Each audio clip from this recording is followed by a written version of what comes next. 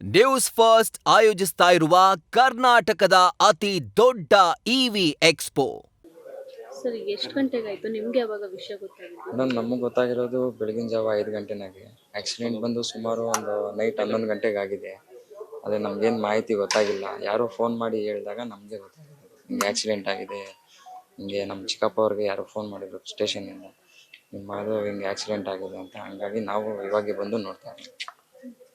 Okay, ಇದು ಯಾರು ಏನಾಗ್ಬೇಕು?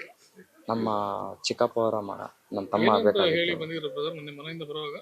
ಅವರು ನಮಗೆ ಇಲ್ಲೇ ಯಾವುದೋ ಬಲ್ಬ್ ಫ್ಯಾಕ್ಟ್ರಿಗೆ ಕೆಲ್ಸಕ್ಕೆ ಹೋಗ್ತೀನಿ ಅಂತ ನಮ್ಮ ಹುಡುಗ ಹೇಳಿದ್ದ. ಆದರೆ ಅಲ್ಲಿ ಬೇರೆಯವರೆಲ್ಲ ದೇವಸ್ಥಾನಕ್ಕೆ ಅಂತ ಹೇಳಿ ಬಂದಿದ್ದಾರೆ. ನಮ್ಮ ಹುಡುಗ ನಮಗೆ ಕೆಲ್ಸಕ್ಕೆ ಹೋಗ್ತೀವಿ ಅಂತ ಹೇಳಿ. 5 ಜನ ಕ್ಲಾಸ್ಮೇಟ್ಸ್? 5 ಜನ ಕ್ಲಾಸ್ಮೇಟ್ಸ್ ಏನಿಲ್ಲ, ಏರಿಯಾ ಫ್ರೆಂಡ್ಸ್ ಸರ್ ಅಷ್ಟೇ. ಎಲ್ಲ ದೊಡ್ಡಬಳ್ಳಾಪುರ, ಯಾವ ಎಲ್ಲ ಕಾರು ಟೌನ್. ಸರ್? ಯಾವ ಕಾರಲ್ಲಿ ಹೋಗಿದ್ರು? ಟಾಟಾ ಇಂಡಿಗಾ ಕಾರಲ್ಲಿ ಹೋಗಿ. ಅಂದ್ರೆ ಮೊದ್ಲಿಂದನೂ ಇವ್ರು ಒಟ್ಟಿಗೆ ಕೆಲಸ ಮಾಡ್ಕೊಂಡಿದ್ರು? ಒಟ್ಟಿಗೆ ಏನಿಲ್ಲ ಮೇಡಮ್, ಏರಿಯಾ ಮಾಮೂಲಿ ಫ್ರೆಂಡ್ಸ್ ಎಲ್ಲ, ಹಂಗಾಗಿ ಬಂದಿದ್ದಾರೆ ಮಾತಾಡ್ಕೊಂಡು. ನಿಮ್ಮ ಮನೆ ಬಿಟ್ಟಿದ್ದೆ ಯಾವಾಗ ಇವರು? ಮೇಡಮ್ ನಮಗೆ 8:30 ಹಿಂಗೆ ಹೋಗ್ತಾ ಇದ್ದೀವಿ ಅಂತ ಹೇಳ್ಬಿಟ್ಟು ಮಾತಾಡ್ಸ್ಬಿಟ್ಟು ಹೋದ್ರು. ಮನೆಯೊಳಗಡೆಗೂ ಏನು ಬಂದಿಲ್ಲ, ಮಾತಾಡಿಸಿ ಆಮೇಲೆ ಹೋಗಿದ್ದಾರೆ. ನಿಮ್ಮ ಹೆಸರು? ಕುಶಾಲ್ ಅಂತ. ಏನಾಗ್ಬೇಕು ಅವ್ರಿಗೆ? ನನಗೆ ತಮ್ಮನ ಮಗ ಆಗಬೇಕು. ಓಕೆ, ಏನಾಯ್ತು ಸರ್? ಎಷ್ಟು ಗಂಟೆಲಿ ಆಯ್ತು? ನಿಮ್ಗೆ ಯಾವಾಗ? ಮೇಡಮ್ ನಮಗೆ ಬೆಳಗ್ಗೆ ಗೊತ್ತಾಗಿದ್ದು ಮೇಡಮ್ ಹಿಂಗಾಗಿದೆ ಅಂತ. ಫಸ್ಟ್ ನಾವು ಐಡೆಂಟಿಫೈ ಮಾಡೋಣ ಅಂದ್ಬಿಟ್ಟು ಇಲ್ಲಿ ಬಂದಿದ್ದೀವಿ.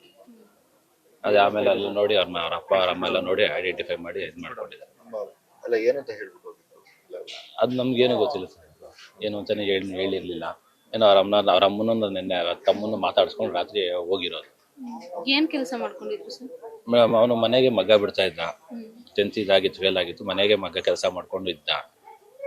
ಅದೇನಾಯ್ತು, ತಿರ್ಗಾ ಕೆಲ್ಸಕ್ಕೆ ಹೋಗ್ಬೇಕು ಅಂತ, ಕೆಲಸ ಬೇರೆ ಕಡೆ ಮಾಡಬೇಕು ಅಂತ ಅನ್ಕೊಂಡಿದ್ದ ಅವನು. ಅದು ಎಲ್ಲ ಪಾಳ್ಯ ಫ್ರೆಂಡ್ಸ್ಗಳೆಲ್ಲ ಇವರೆಲ್ಲ ಅವರು ಯಾರು ಹಂಗೇನೋ ನಮ್ಗೆ ಇದುವರೆಗೂ ಇವ್ರು ಬಂದ್ಮೇಲೆ ಇವ್ರ ಮಕ್ಳು ಗೊತ್ತಾಗ್ತಾರ ನಮಗೂ. ಎಷ್ಟು ಏಜ್ ಸರ್ ಅವರಿಗೆ? ನಮ್ಮ ಅವ್ರಿಗೆ 17 ರಿಂದ 18 ವರ್ಷ.